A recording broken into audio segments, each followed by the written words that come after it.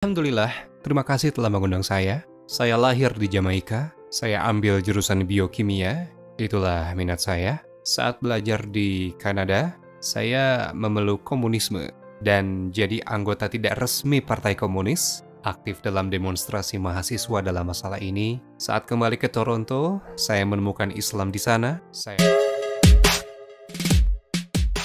masuk Islam, dan dari sana saya pergi ke Arab Saudi untuk belajar Islam secara formal, dan saya tinggal di Gulf hampir selama hidup saya. Bagaimana kehidupan Anda terkait keyakinan Anda? Apa yang Anda percayai? Saya dibesarkan sebagai seorang Kristen, tapi sebagai Kristen nominal, Kristen KTP. Saya benar-benar tidak meninggalkan kekristenan untuk jadi komunis. Tapi saya memeluk komunisme karena konsep yang diperjuangkannya. Dan dengan demikian, saya menolak kekristenan. Jadi ini bukanlah perjuangan yang disadari. Apakah saya harus percaya pada Kristus atau kau tahu Yesus? Dan apa yang dilakukannya? Tidak. Itu hanya jawaban apa yang diwakili oleh komunisme. Jawaban atas kesengsaraan manusia, kesulitan dan masalah yang dihadapi manusia di dunia. Kau tahu, masalah-masalah ini dapat dipecahkan melalui komunisme. Jadi saya bergabung dengan gerakan komunis berdasarkan pemahaman itu. Setelah menghabiskan beberapa waktu dalam komunisme di Kanada dan di Amerika Serikat, saya menemukan suatu kekurangan. Kekurangan terkait pernyataan terbuka dari orang-orang dan praktik aktual mereka. Kelemahan terkait kegagalan komunisme untuk bersaing dengan kapitalisme. Kapitalisme melampaui itu. Kau tahu? Artinya, pasti ada sesuatu yang salah. Jika itu adalah cara yang benar, harusnya ada di garis terdepan. Komunisme itu indah dalam teori. Kau tahu, komunisme punya kemasan yang indah. Kemasan yang menyampaikan dari masing-masing sesuai kemampuannya dan kepada masing-masing sesuai kebutuhannya. Artinya Anda akan bekerja jika Anda kuat, dan Anda akan bekerja sekuat itu, tapi kebutuhan Anda lebih sedikit, lebih kecil, sehingga Anda hanya mengambil sesuai kebutuhan Anda. Jadi orang yang ada di sebelahmu, yang merupakan individu yang besar, dia memiliki kebutuhan yang besar, dia dapat bagian yang besar dari apa yang dihasilkan. Tapi apa yang dituntut darinya karena dia adalah individu yang besar, dia hanya bisa melakukan sedikit, dan tidak apa-apa. Kedengarannya indah, tapi kenyataannya manusia ingin melihat ganjaran atas usaha yang telah mereka lakukan. Jadi apa yang Anda lakukan ketika Anda menyadari hal ini? Ya, saya merasa perlu melihat lebih jauh. Saya menjadi terbuka untuk melihat agama-agama. Jika saya menolak agama awalnya, itu karena ketidaktahuan. Saya tidak punya pengetahuan tentang agama. Jadi saya mulai membaca tentang agama Buddha dan Hindu, agama lain.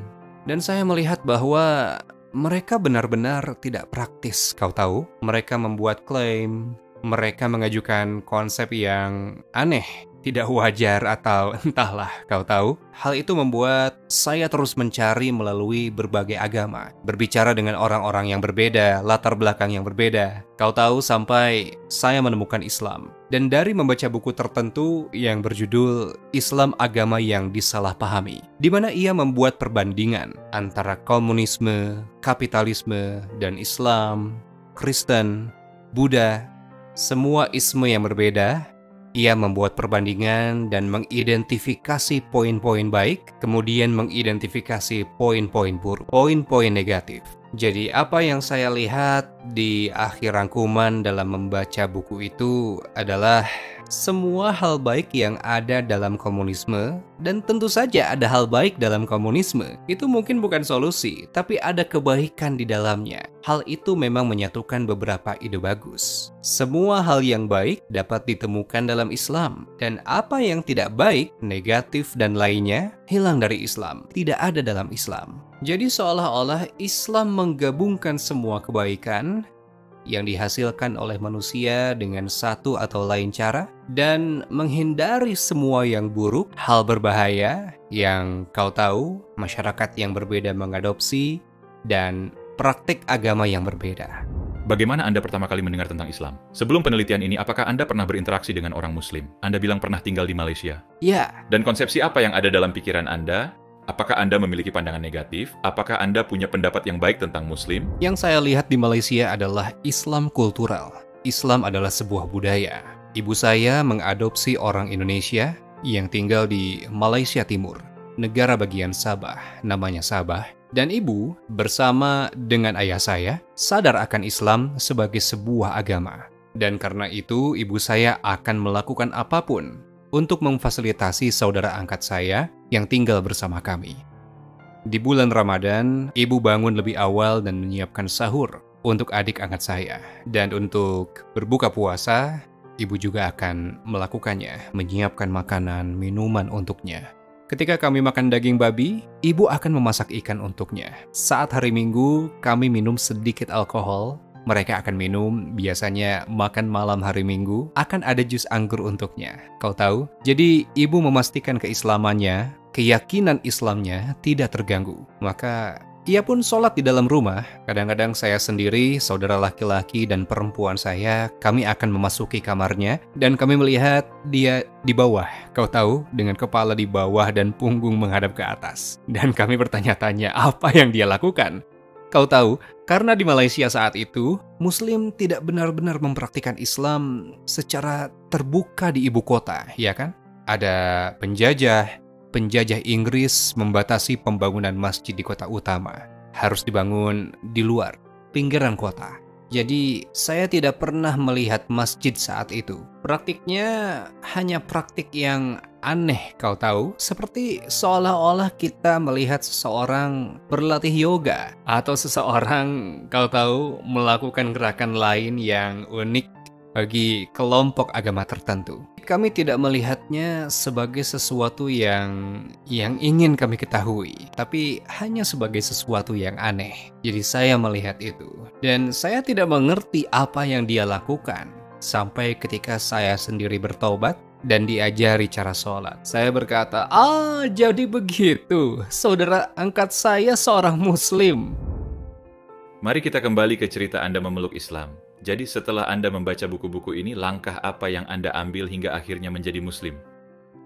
Jadi Islam itu masuk akal secara logika. Sisanya, bagi saya itu hanya saya melihatnya sebagai kedisiplinan. Sholat 5 kali sehari, Islam menerapkan kedisiplinan tertentu dalam hidup Anda, mengatur hidup Anda, dan ini dan itu. Jadi maksud saya, pada waktu itu saya berhenti merokok, dan kau tahu, saya dulu juga seorang musisi, jadi saya berhenti bermusik, kau tahu. Jadi hidup saya telah mencapai titik di mana saya siap masuk Islam. Dapatkah Anda membawa kami ke momen syahadat Anda? Bagaimana perasaan Anda ketika bersyahadat? Saya tinggal di sebuah perkumpulan orang-orang partai komunis, dan saya tertidur. Dan selama tidur, saya melihat diri saya mengendarai sepeda, berjalan ke sebuah tempat penyimpanan besar, atau seperti garasi. Atau ya seperti itu. Pintunya sedikit terbuka, cukup untuk saya masuk, tapi di dalamnya benar-benar gelap. Dan saya terus berjalan masuk lebih jauh dan lebih jauh lagi, dan saya selalu menengok ke belakang untuk memastikan bahwa pintu masuk yang saya masuki masih ada di sana. Jadi ada semacam ketakutan yang saya alami, kau tahu, pintunya mungkin saja tertutup. Jadi saya terus berjalan sampai saya mencapai titik, di saat saya berbalik dan semuanya menjadi hitam. Saya tidak bisa melihat apa-apa.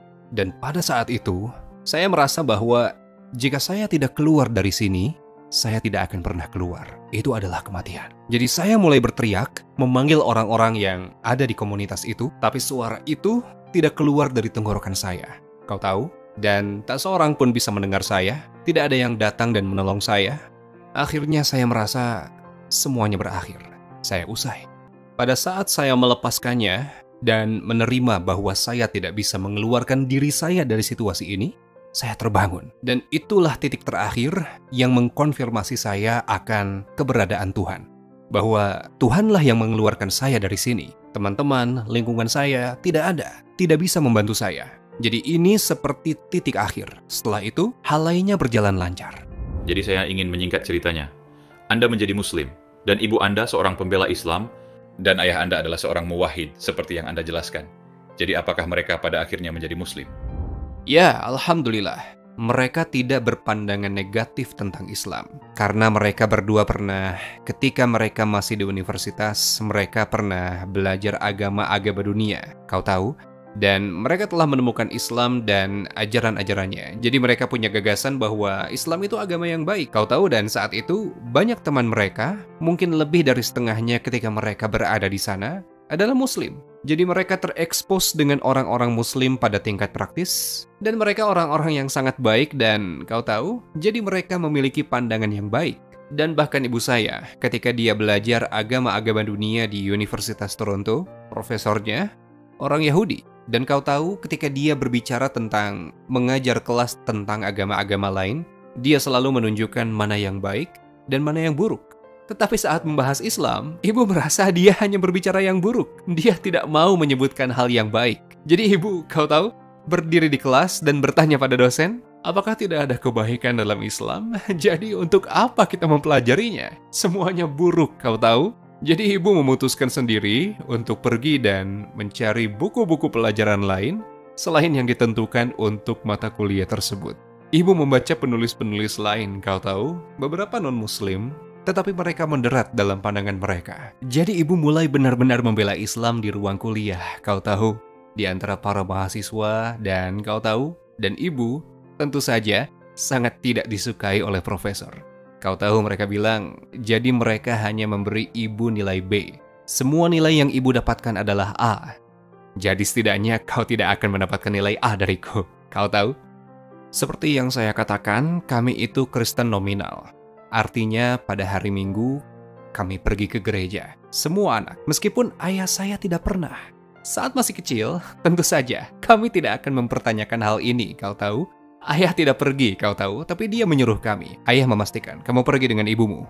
Jadi kami selalu pergi, tapi ayah tidak. Lalu saat saya masuk Islam, dan berbicara padanya tentang Islam dan ibu saya, ayah bilang pada saya, saat itu, saat ayah berusia 13 tahun, saat di bangku sekolah, dan di sekolah-sekolah Inggris saat itu mereka mengajarkan logika, saat ayah berpikir tentang kekristenan, karena ayah penyanyi paduan suara di gereja, ayahnya adalah seorang pendeta, ketika ayah berpikir Yesus adalah Allah, ini tidak masuk akal, kau tahu, ini tidak masuk akal baginya. Jadi karena itu, sejak saat itu dan seterusnya, ayah selalu berdoa hanya kepada Tuhan. Ayah tidak berdoa pada Yesus. Dan sekarang saudara-saudaranya, tentu saja mereka menganggap ayah ateis. Jadi begitulah ayah dibesarkan, dan ayah terus seperti itu. Itu sebabnya ayah tidak pernah ke gereja, karena gereja menyembah Yesus sebagai Tuhan. Setelah saya masuk Islam, butuh waktu 21 tahun sampai akhirnya mereka menjadi Muslim. Butuh waktu 20 tahun untuk menjelaskan Islam, untuk mendakwahkannya? Tidak, bukan seperti itu maksudku. Maksudku, saya hanya mencoba segala hal. Tapi kau tahu, saya tidak memaksa mereka terus-menerus. Kau tahu, saya jelaskan beberapa hal, mereka mulai hidup di sekitar Muslim, mereka pergi ke Nigeria dan mengajar di utara, kau tahu, di sekolah-sekolah Muslim. Mereka pergi ke Yaman, mereka mengajar di Yaman dan juga negara Muslim. Mereka pergi ke Arab Saudi, mereka mendirikan sekolah Islam di Riyadh, kau tahu, sebagai teknisi pada dasarnya, menyatukan sekolah.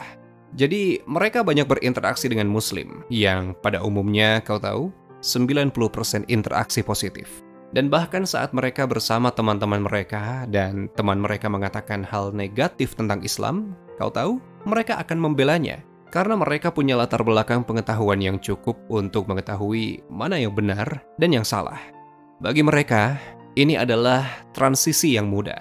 Terkait ayah saya, sebenarnya ayah menjelaskan pada saya kisahnya saat berusia 13 tahun.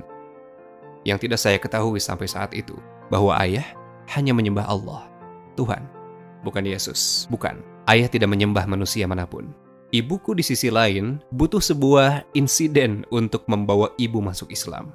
Dan saat itu, mereka berada di Jeddah, bekerja di Institut Jeddah, dan saat saya mengunjungi mereka dari Riyadh, saya ada di Riyadh untuk menyelesaikan studi masterku, ibu bilang bahwa ibu melihat ada sesuatu di dalam rumah. Kau tahu dia melihat? Dan seperti ada sesuatu yang bergerak sangat cepat. Dia tidak bisa melihat dengan jelas apa itu, kau tahu? Dan ibu mencoba menyingkirkannya dari rumah, percaya bahwa itu adalah sesuatu yang jahat. Ibu merajut sebuah salib, kau tahu? Ibu merajut beberapa, menaruh satu di atas pintu masuk rumah, satu di pintu kamar tidur, di ruang tamu. Tapi ibu bilang setelah melakukan hal itu, hal aneh itu masih ada. Jadi saya bilang, oke, saya bacakan surah Al-Baqarah di sini. Inilah yang diperintahkan dalam Islam untuk membaca surah Al-Baqarah untuk mengusir setan dari rumah. Jadi saya duduk di ruang tamu dan membaca surah Al-Baqarah. Dan kemudian saya kembali ke Riyadh dan melupakannya. Jadi saat ibu masuk Islam, ibu bilang, kau tahu saat kamu pergi dan membaca Al-Quran di sana, keesokan harinya, sudah tidak ada lagi. Ibu bilang, dari sana aku tahu ada sesuatu yang benar tentang Islam. Pasti Islam sepenuhnya benar. Jadi itulah dampak terbesar baginya. Lalu ibu masuk Islam. Malam saat saya mengunjungi mereka di Toronto, dan ibu bilang pada saya, jangan beritahu ayahmu, biarkan dia membuat keputusan sendiri. Dan keesokan paginya ayah datang dan juga menyatakan keislamannya. Setelah Anda memeluk Islam, Anda menjadi sangat aktif dalam berdakwah. Dapatkah Anda ceritakan salah satu dari kau tahu kegiatan dakwah yang tidak pernah bisa Anda lupakan? Mungkin momen yang paling menyenangkan dalam pengalaman saya adalah saat badai gurun. Ini adalah perang Teluk pertama. Selama periode itu, sekitar 500 juta tentara Amerika dibawa ke Arab Saudi untuk memerangi Saddam, untuk menghentikannya merebut Kuwait. Saya diundang oleh seorang sersan Saudi yang juga terlibat dalam dakwah di antara pasukan-pasukan sebelum dan sesudah perang. Perang tidak berlangsung lama, hanya beberapa hari. Jadi dia mengunjungi banyak pasukan Amerika dan mencoba mengajak mereka masuk Islam. Muncullah ide untuk mendirikan tenda dakwah di tengah-tengah perkemahan tentara Amerika yang sedang dipersiapkan ke luar negeri. Dan ada label di atasnya yang bertuliskan Tenda Informasi Budaya Arab Saudi. Kami tidak menyebutnya tenda dakwah. Dan di sana ada meja-meja dengan banyak buklet tentang Arab Saudi dan binatang-binatangnya dan burung-burung serta benda-benda di Arab Saudi. Dan kami juga memiliki beberapa pamflet tentang Islam di antara tumpukan itu. Dan juga ada salinan Al-Quran dalam bahasa Inggris bagi mereka yang ingin membeli. Dan di dalam tenda bergilir kelompok-kelompok militer, tentara, pria, wanita yang akan datang mungkin 150-200 orang sekaligus. Dan Islam dipresentasikan kepada mereka secara tidak langsung sebagai budaya Arab Saudi. Karena membicarakan budaya Arab Saudi, kita pada dasarnya membahas tentang Islam. Karena itulah landasannya, di mana semua yang Anda lihat sebagian besar berasal dari Islam. Jadi pesan tentang bagaimana Islam hidup dalam budaya masyarakat disampaikan kepada mereka, dan secara bertahap sejumlah dari mereka dibawa untuk mengunjungi masjid-masjid, melihat apa yang terjadi di dalam masjid, melihat bagaimana umat Islam sholat, dan mereka akan mengajukan pertanyaan. Dan semua ini kami mengatur agar para prajurit perempuan pergi ke rumah-rumah orang Saudi yang belajar di Amerika. Istri-istri mereka ada di sana, mereka juga belajar di sana, mereka bisa berkomunikasi dengan mereka. Jadi mereka berkesempatan bertemu dengan wanita muslim, karena tentu saja mereka memiliki gagasan bahwa perempuan muslim tertindas. Mereka mengenakan pakaian hitam dan kau tahu. Jadi dalam proses berdiskusi secara terbuka dengan mereka, apapun yang ingin mereka tanyakan. Alhamdulillah, dalam kurun waktu 5 bulan, mereka diproses keluar dari negara ini, dan lebih dari 3.000 orang di antaranya masuk Islam dari tenda kami di sana, insya Allah. Jadi itu sangat menakjubkan bagi saya. Saya belum pernah melihat itu sebelumnya. Ini bukan pertemuan yang hanya sekali, tapi dalam jangka waktu tertentu, tetapi selalu melihat orang-orang dan kemudian melatih mereka, mempersiapkan mereka, karena banyak dari mereka setelah mereka masuk Islam, mungkin 1 minggu, 2 minggu, mereka harus kembali. Jadi kami harus mencoba memberi mereka informasi sebanyak-banyaknya, sebanyak yang kami bisa, kau tahu, dan mencoba menindaklanjuti setelah mereka kembali ke Amerika. Jadi begitulah, bisa dibilang acara dakwah terbesar yang pernah saya ikuti. Jadi pada dasarnya, apa tujuan hidup Anda sebelum dan setelah masuk Islam? Sebelum Islam, tidak ada tujuan yang jelas. Ada hal-hal yang harus dilakukan, dan Anda mencoba untuk melakukannya agar memiliki kehidupan yang lebih baik. Maksud saya, di semua bacaan Marx dan Engels, rasanya tidak pernah membaca hal yang berbicara tentang tujuan hidup. Tidak ada dimanapun. Sebagai seorang komunis atau ateis, Anda sudah percaya bahwa ini adalah kecelakaan. Jadi jika ini adalah kecelakaan, apa tujuan dari kecelakaan? Kecelakaan terjadi begitu saja. Begitu saja. Kau tahu? Jadi tidak ada ruang. Mungkin kau tahu, orang-orang di titik tertentu mungkin mempertanyakan, Apa gunanya semua ini? Mereka akan mengajukan pertanyaan itu, tapi mereka tidak punya jawaban. Sebagai seorang Muslim, tentu saja tujuan hidup adalah mencapai surga. Kehidupan adalah rute transisi menuju kehidupan yang kekal, yang kita sebut jannah. Jadi, bagaimana kita bisa sampai ke jannah? Dengan menyembah Allah. Dan itulah sebabnya Allah berfirman, وَمَا خَلَقْتُ الْجِنَّ وَالْإِنسَ إِلَّا لِيَعْبُدُونَ. Aku tidak menciptakan jin dan manusia, melainkan agar mereka beribadah kepadaku, untuk mencapai kehidupan sepenuhnya di Firdaus.